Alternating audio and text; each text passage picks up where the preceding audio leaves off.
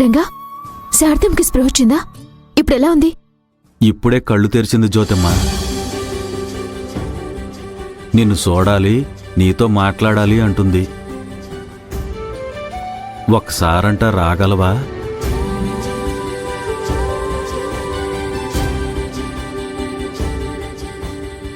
నాకు కూడా శారదమ్మని చూడాలనిపిస్తుంది రంగా. కానీ నేనిప్పుడు హాస్పిటల్కి రాలేను. నీ పరిస్థితి నాకు తెలుసు కదా జ్యోతమ్మ. కానీ శారదమ్మ బాగా కలవరెత్తుంది.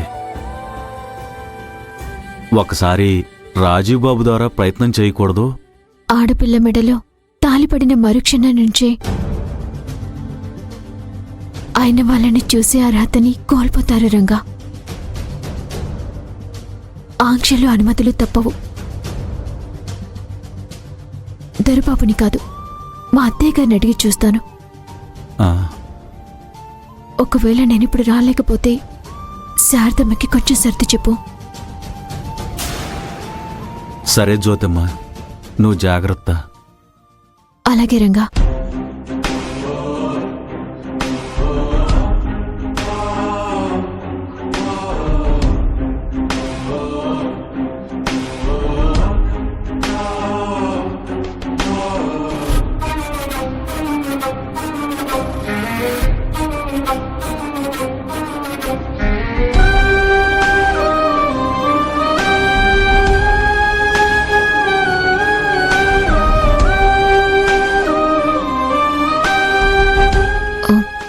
అత్తయ్య గారు,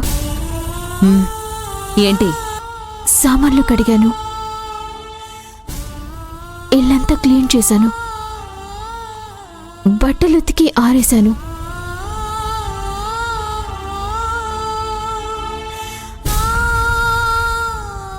సరే వెళ్ళు.